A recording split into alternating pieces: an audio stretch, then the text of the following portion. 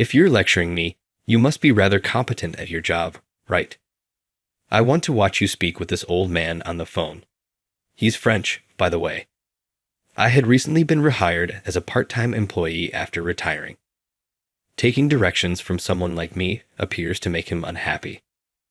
I was asked to bargain in French by Ryan, the recent hire who takes great pride in his Harvard degree.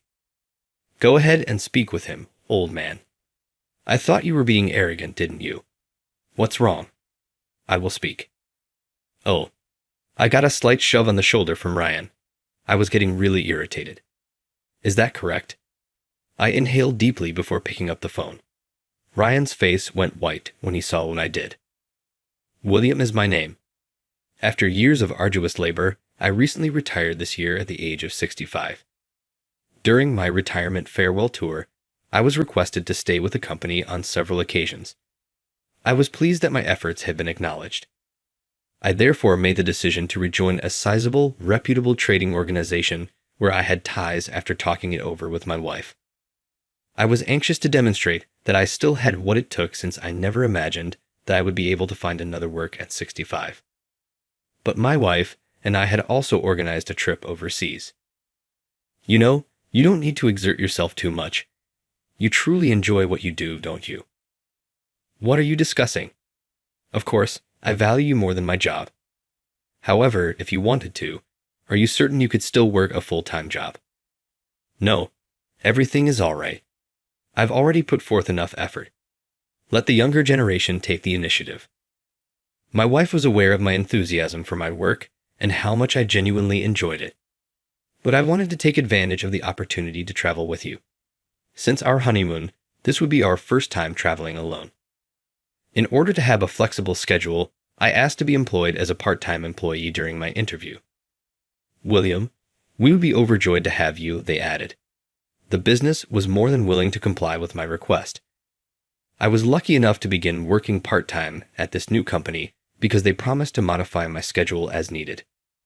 The task was made easier by the fact that I knew a few faces from past interactions. Naturally, I had a lot of new information to learn, but I quickly caught up by using my experience to make up for my advanced age. People around me valued my hard work, just as they did before I retired. As expected, William, you're incredibly fast. I'm getting older, though. I used to learn things much more quickly in the past. Ask me anything if you don't understand. I'm also becoming rather proficient at this profession. The familiar staff welcomed me even though, in terms of my start date, I was officially the junior. Given my prior work expertise, a few of them even approached me with inquiries when they were stuck. I didn't hesitate to communicate what I knew. It was satisfying to know that my experience may still benefit others, despite the fact that I am now an elderly man. Work is a lot of fun. I'm happy to have found employment in this field once more. I was leading a really happy life. Following a month-long training program, it was time for the new hires to be assigned to their departments. Of course, there was also a new hire in our department. In the midst of the office, we were all called together. This time of year is upon us once more. Please assist the new member who is joining us if they require assistance. The new employee was urged to introduce themselves by the department supervisor, who pushed them ahead. In front of everyone, the newcomer took a stand. He had a smart suit and was fairly attractive. He parted his lips to say something. Hey, does he use English? Incredulously, everyone in the department cocked their heads. Suddenly, the new guy was speaking in English, although it was difficult to understand what he was saying. I apologize for it. I've spent a lot of time at Harvard. Anyway, it's good to meet everyone. Ryan is my name. I'm excited to collaborate with you. Ryan, the newcomer, lowered his head. Everyone cheered courteously, even though they were surprised that he was speaking English. Ryan smiled smugly, seeming as though he mistook their shocked looks. I apologize for that. Sometimes I just forget to speak English because I'm so accustomed to it. When I was a Harvard student, 5 more minutes of Ryan talking about himself. He made sure everyone knew how outstanding his English was by mentioning multiple times that he was a Harvard graduate. So, yeah, it's time to return to work. Let's conclude with the introductions. All right, Ryan. I'm excited to work with you. Thank you indeed. I'm excited to collaborate with you as well. The boss, Mark, interrupted him and told everyone to return to work. Ryan smiled brightly in response. Since then, Ryan has been a constant topic of discussion in the department. He tried to use English in his conversations every day. Although his excitement was valued, it got to the point where people had to put their job on hold in order to deal with him, which left them grinning awkwardly. As we collaborated, we discovered that Ryan's supposedly fluent English was actually very difficult to comprehend. Ryan would remark, "Well, it just comes out naturally because I only spoke English while I was at Harvard." However, his English was hard to understand, even for native English speakers, and at times we couldn't understand a word he was saying. But he boasted so much that nobody was willing to tell him it out loud. We simply nodded in agreement to continue the conversation even when we couldn't understand what he was saying. Then Ryan came up to me one day. He posed a question, but I tilted my head in perplexity, unable to understand what he was saying. "Could you say that again?" I said. Ryan spoke again, but his unintelligible pace and pronunciation made it impossible to follow. "School" was the only word I could make out. I chose to ask him for a favor, though, because I didn't think I could understand even if he repeated it in English. "Would you mind saying it in Japanese?" Ryan clicked his tongue irritably at my attempt at a courteous grin. "Hey, you're not understanding." "English? Why is this guy working here when he doesn't even speak English? Everyone working for this company is expected to speak English fluently." Ryan's tone was obviously sarcastic, At that moment, nobody else was present. Ryan gave me a quick smack on the shoulder, knowing this. "Hi, elderly gentleman. I wanted to know where you attended college. English is taught even in Japanese universities, correct? Actually, though, I didn't attend college. I only received my middle school diploma." "How come?" "In middle school, you're not telling the truth. How did you join this organization?" Ryan started laughing so hard that tears started to form in his eyes. "Oh, hurry up. Really? Is this business so in need of employees that it is employing an elderly man who has only completed middle school and is unable to communicate in English? Oh, I see. I take that you were employed as a janitor." Ryan strolled past me, laughing as though he had no more use for me. Ryan's attitude toward me had a significant change after that day. As we passed each other, he would murmur something in English and snicker behind my back. His tone made it obvious that he was making fun of me, even though I was still unable to grasp his English. His conduct began to worsen once he somehow discovered out I was working part-time. However, throughout my many years of employment, I had already met numerous people who were similar to Ryan. I kept a mature demeanor and tried not to let it get to me too much. He will most likely become bored and quit eventually, so long as it doesn't interfere with my work. In light of that, I carried on enjoying my job as normal, and, when returning home, spending time with my wife. Even if Ryan's presence made things a little more difficult, I was still leading a happy life. William said, "Oh, David, what's up?" A few days later. "I want you to take care of things.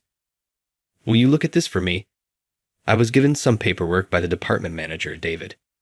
Looking through them, I saw that they were regarding a contract with St Corporation, a big American firm. With locations across the world, St Corporation is among the biggest corporations in the world. I was well acquainted with them. I figured you'd be the best guy for this because they have so many branches. Are you certain that giving someone who works part-time such a large job is acceptable? Oh, William, hurry up. I have faith in you. Oh, Ryan, by the way. David called out to Ryan. Hey, Ryan. Ryan answered right away, but he scowled a little when he saw me. As David went on, What is it, David? His scowl changed to one of perplexity and rage. Ryan, you'll be helping William because you speak English well. Learn from him and observe his methods. How come? Am I meant to help William? As a helper. Yes, keep an eye out since I may give you similar assignments in the future. I'm depending on you, William. I got it. David left the department with a smile on his face. To make copies of the documents, I went to the printer. I heard Ryan complaining behind me. Why must I? Why is this elderly man involved? It was impossible for me not to sigh deeply. I turned to Ryan and scolded him calmly but firmly, looking him in the eye. Work is work, whether you like it or not. Together, let's accomplish this. You may be given this on your own one day, as David mentioned, so listen carefully. The documents are here. I'll go reserve a conference room because we're about to begin our meeting. Hold on there. Ryan appeared unhappy. He took the copies from me without a word, and I left to make the lodging reservation. I went to the archives to locate more items after securing the space and messaging Ryan. Ryan had already left when I brought the paperwork back to the department. My coworkers claimed that he had already made his way to the meeting room. I also picked up my laptop and went inside the room. You're running late. I've been holding out. As soon as I opened the door, Ryan mumbled. I became irritated since his tone was very different from when David was present. He was still young, though, and I told myself that he must have been quite frustrated with me. I handed Ryan the extra documents and opened my laptop on the desk. I wanted to know more details. Since we're working with a big business, the typical Japanese techniques might not be effective. Getting as much information as you can is crucial. Document research is essential. I gave the materials to him. These and these are here. Be sure to read them through. He grabbed the papers out of my grasp and nearly pulled them out. Why must I help this elderly man? He's not even fluent in English. Are you even familiar with that laptop? Do you want me to demonstrate keyboard usage for you? I'm perfectly capable of using it. I made every effort to suppress my annoyance by clenching and squeezing my fist tightly. Since he's still young, it was unavoidable. He will inevitably make mistakes at work as well, and rebellion is to be expected. I thought Ryan would work hard this time around because I had saw him approach his work with a serious mindset in the past. All that mattered was that he could successfully finish this large assignment. In light of that, I forced myself not to get upset at what Ryan had said. We began talking about how to move forward with the discussions based on the information we had once he had completed reading the documents. We should concentrate on promoting this since this company is excellent in this field and they appear to be searching for it at the moment. No, this is superior. I would do it this way if it were up to me. However, that strategy might lead to issues that haven't even arisen yet. Furthermore, there wouldn't be much of a loss. All right? What topic are you discussing? The other business might sustain large losses even if ours are little. Thus, we ought to. Are you serious? That would just result in less profit and needless labor. Ryan resisted all of my recommendations. During our conversation, he never once nodded in agreement. I listened to his thoughts, trying to remain composed, because I thought he could have a better suggestion. However, all of his recommendations were flawed. His suggestions were all aimed at increasing our business's earnings without taking the rival company's response into account. Nothing was determined for a while, and Ryan grew more and more angry at me for not supporting his ideas. What a horrible plan. The old man with little education really has no use for anything he thinks about. You're such a moron. You still have me as your senior. Don't use such language while we're working, but you only work part-time, right? Is a part-time employee considered a senior? Being part-time doesn't matter at this moment because I work full-time. Do things right because it's the job. Yeah. As we prepared the documentation to present to David, we proceeded to type up the strategy on the computer. Ryan decided to enter in his own name when I got to the part about the person who would be handling the negotiations, the person in charge of calls. You don't speak English, do you, William? Let me do it. In contrast to someone who has only completed middle school, I have actual international experience. His smile was smug as he typed. Without first talking to me, he even began adding elements that hadn't been decided upon yet. Something inside of me snapped. Enough. A job is not a game. Ryan flinched at my abrupt yell, but he got to his feet and attempted to overtake me. You should take a step back. This type of task shouldn't even be left to you, an old man with no education. It's pitiful how David grovels to you, and you're just an old man with nothing to offer but your age. In the warehouse, someone like you ought to be cooped up in the back sorting papers. Instead, why don't you go do that? I got up too after Ryan's tirade. You should know better than to use such language in a business setting. I'm still your senior. How does hearing such derogatory remarks affect your coworkers, in your opinion? Ryan was shocked by my loud voice. He seemed really astonished because I didn't often raise my voice. I didn't care, though. You haven't even thoroughly examined these materials, I said, gesturing to the papers arranged on the table. You have no knowledge of the other business. You haven't even bothered to ask me any questions or conduct any investigation. Knowing your negotiating partner is the fundamental rule of this work. Have you not even been taught the fundamentals? Ryan slammed his laptop closed, his face flushed. Then he stormed out of the conference room, grabbing his laptop. He clicked his tongue loudly as he walked away. Why don't you simply do all the dirty labor yourself, old man, if that's how you're going to be? As a part-time worker, you should only do the essentials. Wait. When I called for him, Ryan continued to walk and vanished into thin air. I watched him disappear behind the door, and then I calmed down. I sat down by myself in the now quiet conference room and took a big breath. Given the intensity of our dispute, I assumed Ryan wouldn't report to work the following day. Perhaps I ought to have handled it more composedly. As I made my way to work that morning, I experienced a slight sense of regret and loneliness.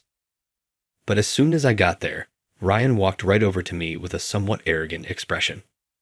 William, good morning. Whoa, you've already changed your perspective. That's really amazing. I was so amazed by Ryan's speedy recuperation that I also gave him a warm greeting. Oh, good morning, Ryan. About yesterday. I started, but Ryan interrupted and gave me a piece of paper. I looked at him curiously as I accepted it. I've completed the task already. I'm fast at this stuff, unlike a part-timer. What is this? We were working on the report yesterday. Don't tell me you've already forgotten. It was the document that we had collaborated on. You've already completed the report in spite of our differences. Well, at least you didn't include any of the details we hadn't finalized. I began reading the document with relief, but something didn't feel right. Upon arriving at the portion containing the financial data, I verified the numbers 1, 2, and 3 times.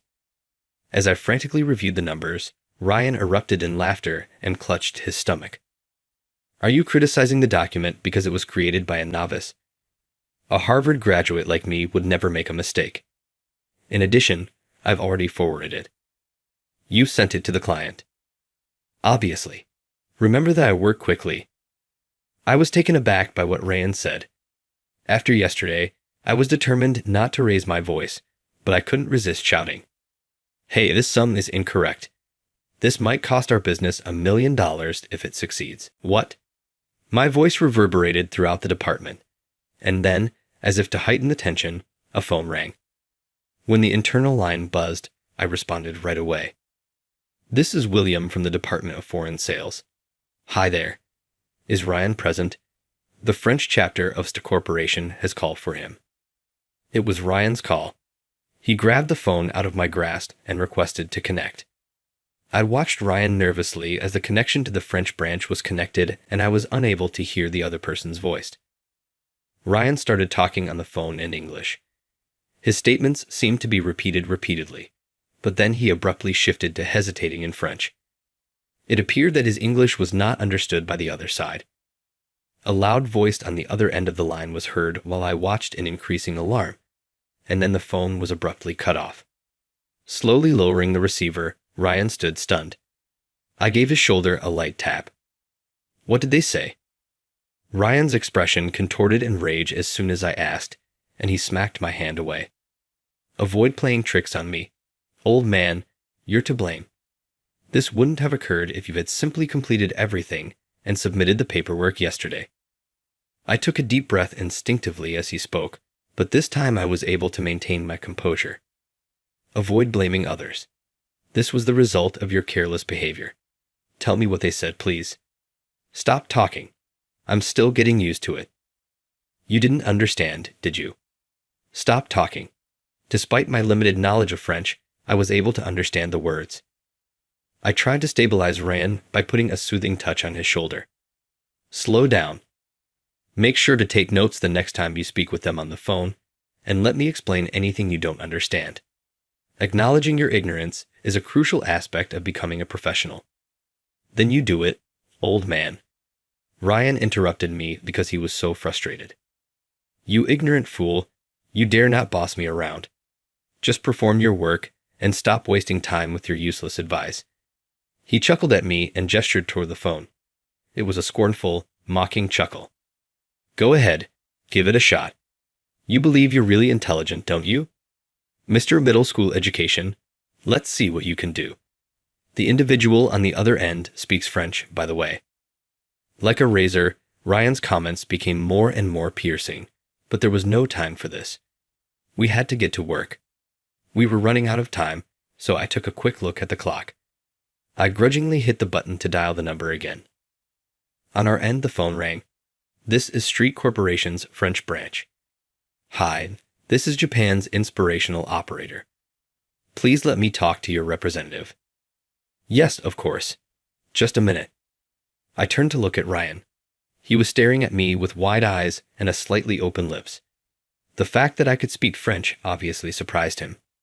Hey, this is not how we can communicate. You also speak French well. I sincerely regret what I did previously. I'll be answering the phone.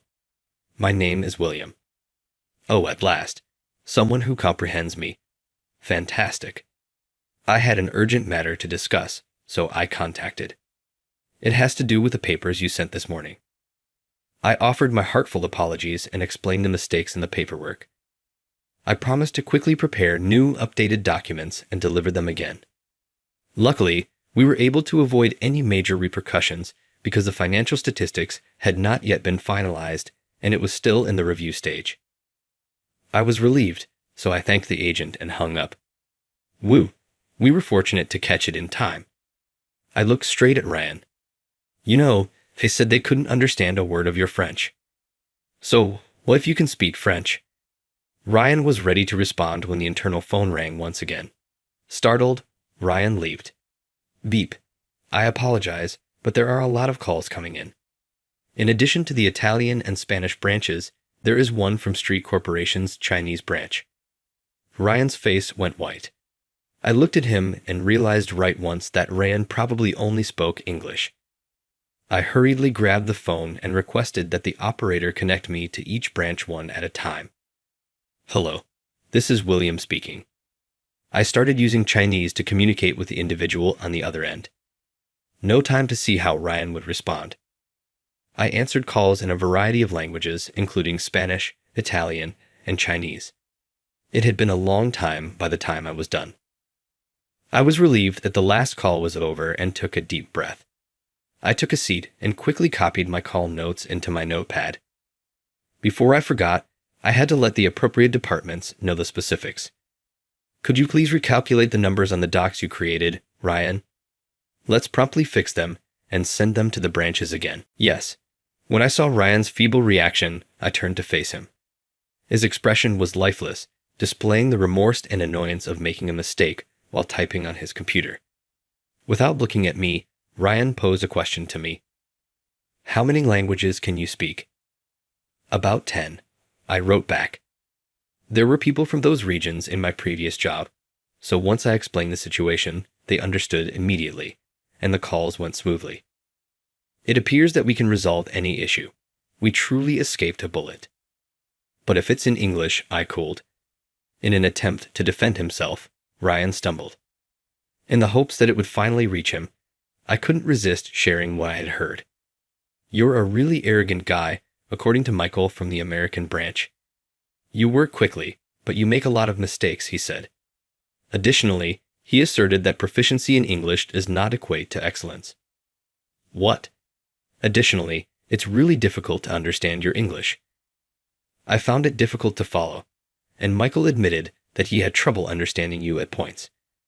To prevent interfering with the work, he intends to urge David to let me handle your responsibilities until you are able to communicate more effectively. To be honest, you've merely made my plate bigger. After saying this, Ryan had a deceived look on his face when I turned to face him. He had never before been made aware of this, it appeared. I stopped working and looked straight at Ryan. Although language serves as a tool for communication, the motivation behind it is what counts most. Communication should come naturally. There's no use showing it off. English proficiency alone did not earn you a Harvard degree. All right. You were able to achieve more because you put a lot of effort into your studies and learned how to use English. In an attempt to uplift Ryan, I gave him a gentle pat on the back. When I was younger, I also made a lot of errors. Despite the fact that I'd barely completed middle school, I was frequently made fun of for it. I'm here now because I put in a lot of work and conquered those obstacles. Now, Ryan, it's acceptable to make mistakes because you're still young. Just be careful not to do them again. Ryan had been shouting, but now he was silent. He seemed to think about what I had said as he looked down.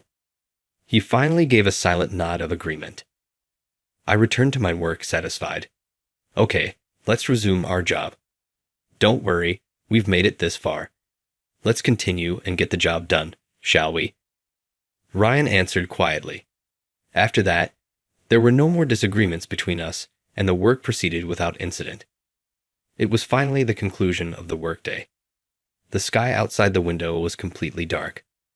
Usually, I would begin packing things with a feeling of achievement, but today I had another destination to go with Ryan.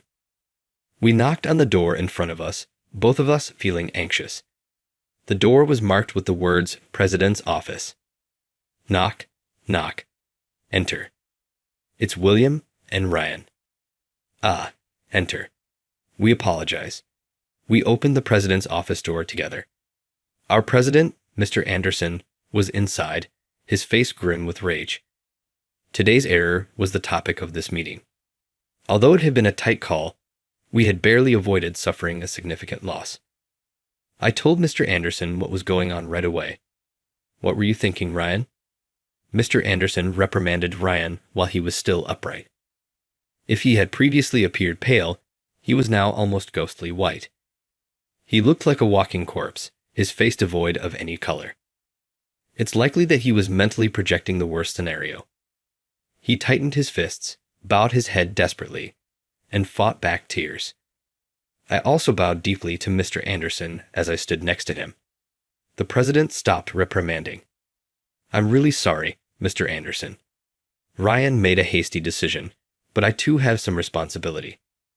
I didn't fulfill my obligation to properly advise him. I shall now approach my work with a fresh sense of diligence. I continually lowered my head in contrition. When he saw how sincere I was, Mr. Anderson let out a long, tortured sigh and leaned back in his chair. I'll overlook this because of William. However, Ryan, if you make another error like this, you should be ready to quit the company. Ryan glanced up at Mr. Anderson, who gave him a serious nod. I'm grateful. I'll take great effort to avoid making any additional errors. William, thank you so much for it. You two must be worn out now. Leave for home today, and starting tomorrow, let's keep up the good effort. Yes, I'm grateful. Thank you, and enjoy your evening. We bowed once more and slipped out of the president's office. Ryan turned to me and bowed deeply as soon as we were outside. Thank you, William. Thank you so much. He appeared to be a different person. His attitude had entirely altered. Ryan seems to have been reborn. As I was about to go, I waved my hand dismissively, but before I could say anything more, Ryan, full of fresh resolve, bowed at the waist in a respectful gesture. Let me learn from you, William, please. In this work, I wish to watch and absorb your example. Tell me everything you know, please. I genuinely asked you to do this. I felt valued after hearing what he had to say, and I couldn't help but smile while I scratched my cheek. Just be sure to observe and take notes, okay? Ryan was somewhat more modest after that. He seemed like a totally different person. He completely ceased boasting and started paying close attention to what other people had to say. He promptly sought guidance when issues emerged. Our big project went off without a hitch and without any more errors. Working closely with him, I saw that he had a keen mind thanks to his Harvard degree. He was incredibly competent, learning new abilities fast and using them successfully. He was a man of extraordinary talent. Even his English problems, which I had observed, greatly improved when I pointed them out. Ryan took the criticism seriously and put a lot of effort into fixing his errors, which greatly improved the readability of his English. Although it might be challenging to change deeply rooted language and habits, Ryan made the effort to practice consistently. To gauge his progress, I had to attempt to call our American contact, Michael. Michael felt a great sense of admiration. He gave Ryan his complete support, saying, "Now I can trust him with this." My workload started to lessen as a result, and I now have more time in my schedule because I can take time off anytime I choose. I still work, but I now love taking trips overseas with my wife. Everyone has made mistakes. Nobody has ever succeeded without failing at some point. But the most important thing is what you do when you make a mistake. I've come to think that as long as you keep striving to improve, it's acceptable to fail frequently. At my age, I've learned again that it's more essential to learn from your mistakes and move on rather than to hide them.